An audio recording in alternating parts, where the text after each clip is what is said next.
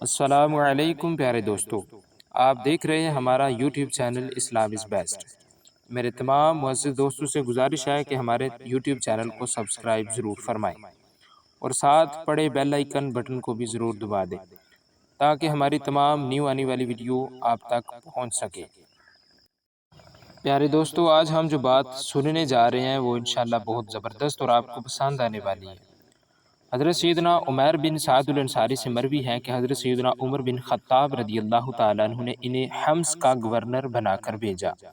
1 سال گزر گیا لیکن ان کی کوئی خبر نہ آئی۔ چنانچہ حضرت سیدنا عمر فاروق رضی اللہ تعالیٰ عنہ نے کاتب کو بلایا اور فرمایا، عمیر کی طرف خط لکھو کہ جیسے ہی تمہیں میرا یہ خط ملے فوراً میرے پاس چلے آؤ، مال غنیمت و خراج وغیرہ بھی ساتھ لیتے آنا۔ جب حضرت سیدنا عمیر کو امیر المؤمنین کا پیغام ملا تو آپ نے اپنا تھیلا اٹھایا، اس میں زیادہ راہ اور ایک پیالہ رکھا، پانی کا برتن لیا، پھر اپنی لاٹھی اٹھا کر پیدل ہی سفر کرتے ہوئے مدینہ منورہ پہنچ گئے۔ آپ رضی اللہ تعالیٰ عنہ حضرت سیدنا عمر رضی اللہ تعالیٰ عنہ کی خدمت میں اس حال میں حاضر ہوئے کہ آپ کا چہرہ گردآلود اور رنگ متغیر ہو چکا تھا اور طویل سفر کے آثار چہرے پر ظاہر تھے۔ آپ رضی اللہ تعالیٰ عنہ نے حاضر ہوتے ہی السلام علیکم یا امیر المؤمنین ورحمۃ اللہ وبرکاتہ کہا۔ حضرت سیدنا عمر رضی اللہ تعالیٰ عنہ نے سلام کا جواب دیا اور پوچھا، اے عمیر تمہارا کیا حال ہے؟ حضرت سیدنا عمیر نے عرض کی، میرا وہی حال ہے جو آپ دیکھ رہے ہیں۔ کیا آپ نہیں دیکھ رہے کہ میں صحیح و سالم ہوں اور دنیا میرے ساتھ ہے جسے میں کھینچ رہا ہوں؟ حضرت سیدنا عمر رضی اللہ تعالیٰ عنہ نے پوچھا، تم کیا کچھ لے کر آئے ہو؟ آپ رضی اللہ تعالیٰ عنہ کا گمان تھا کہ شاید حضرت عمیر مال غنیمت وغیرہ لائے ہوں گے۔ حضرت سیدنا عمیر رضی اللہ تعالیٰ عنہ نے عرض کی، میرے پاس میرا تھیلا ہے جس میں میں اپنا زادہ راہ رکھتا ہوں، ایک پیالہ ہے جس میں میں کھانا رکھتا ہوں اور اسی سے اپنا سار اور کپڑے وغیرہ دھوتا ہوں، ایک پانی کا برتن ہے جس میں میں پانی پیتا ہوں اور وضو وغیرہ کرتا ہوں، اور ایک لاٹھی ہے جس پر ٹیک لگاتا ہوں، اور اگر کوئی دشمن آ جائے تو اسی لاٹھی سے اس کا مقابلہ کرتا ہوں۔ خدا عز و جل کی قسم اس کے علاوہ میرے پاس دنیاوی مال و متاع نہیں۔ حضرت سیدنا عمر رضی اللہ تعالیٰ عنہ نے دریافت فرمایا، اے عمیر کیا تم پیدل آئے ہو؟ انہوں نے عرض کی، جی ہاں۔ آپ رضی اللہ تعالیٰ عنہ نے پوچھا، کیا مسلمانوں میں سے کوئی ایسا نہ تھا جو تمہیں سواری دیتا تاکہ تم اس پر سوار ہو کر آتے؟ آپ رضی اللہ تعالیٰ عنہ نے عرض کی، نہیں، ان میں سے کسی نے بھی مجھے کہا نہ ہی میں نے کسی سے سوال کیا۔ حضرت سیدنا عمر رضی اللہ تعالیٰ عنہ نے فرمایا، وہ کتنے برے لوگ ہیں جن کے پاس سے تم آئے ہو؟ حضرت سیدنا عمیر نے کہا، ہے عمر انہیں برا نہ کہیں، میں ان لوگوں کو صبح کی نماز پڑھتے چھوڑ کر آیا ہوں، وہ اللہ عز و جل کی عبادت کرنے والے ہیں۔ حضرت سیدنا عمر رضی اللہ تعالیٰ عنہ نے پوچھا، تم جس مال کی وصولی کے لیے بھیجے گئے تھے وہ کہاں ہے اور تم نے وہاں رہ کر کیا کیا؟ کام سر انجام دیے؟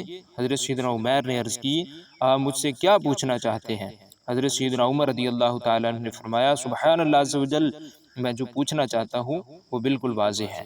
میرے پیارے دوستو، حضرت سیدنا عمیر رضی اللہ تعالیٰ عنہ نے عرض کی، اللہ عز و جل کی قسم، اگر مجھے اس بات کا خوف نہ ہوتا کہ میرے نہ بتانے سے آپ کو غم ہوگا تو میں ہرگز آپ کو نہ بتاتا۔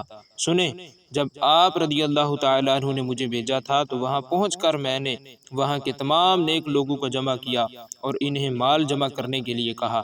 جب انہوں نے مال غنیمت اور جزیہ وغیرہ جمع کر لیا تو میں نے اس مال کو اس کے مصارف یعنی خرچ کرنے کی جگہوں میں خرچ کر دیا، اگر اس میں سے کچھ بچتا تو میں یہاں ضرور لے کر آتا۔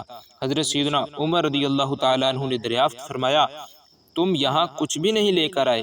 انہوں نے عرض کی، نہیں۔ حضرت سیدنا عمر رضی اللہ تعالیٰ عنہ نے فرمایا، حضرت عمیر کو دوبارہ وہاں کا حاکم بنا کر بھیجا جاتا ہے، اس کے لیے عہد لکھو۔ حضرت سیدنا عمیر نے جب یہ سنا تو عرض کی، اب میں یہ کام نہ تو آپ کے لیے کروں گا نہ آپ کے بعد کسی اور کے لیے، کیونکہ اس کام میں اپنے آپ کو گناہوں سے نہیں بچا سکتا، بلکہ مجھ سے ایک خطا بھی سرزد ہوئی ہے۔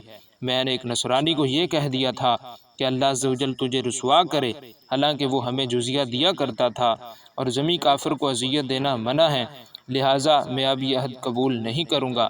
پھر انہوں نے حضرت سیدنا عمر رضی اللہ تعالیٰ عنہ سے اجازت چاہی اور اپنے گھر کی طرف روانہ ہو گئے۔ ان کا گھر مدینہ منورہ سے کافی دور تھا۔ پیارے دوستو، وہ پیدل ہی گھر کی جانب چل دیے۔ جب وہ چل گئے تو حضرت سیدنا عمر نے فرمایا ان کے بارے میں تحقیق کرنی چاہیے۔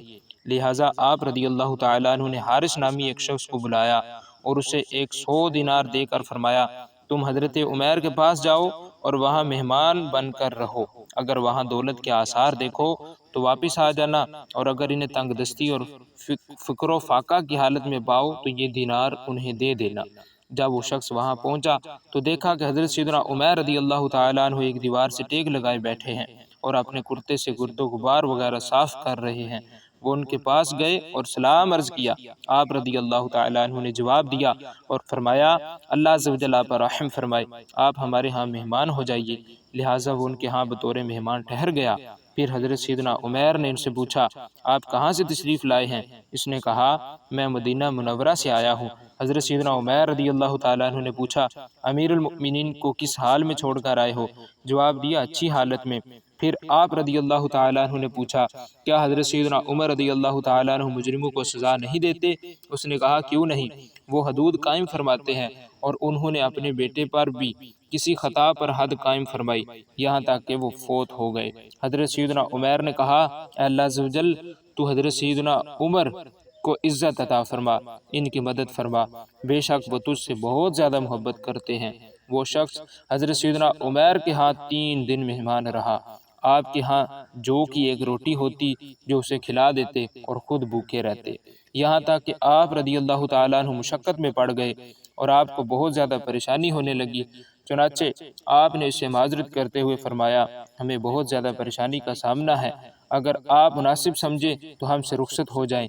جب اس نے یہ سنا تو دینار نکال کر آپ رضی اللہ تعالیٰ عنہ کی بارگاہ میں پیش کیے اور کہا پیارے دوستو اس حارث نامی شخص نے کہا یہ امیر المؤمنین نے آپ رضی اللہ تعالیٰ عنہ کے لیے بھیجے ہیں، انہیں قبول فرمائیے اور اپنی ضروریات میں استعمال کیجیے۔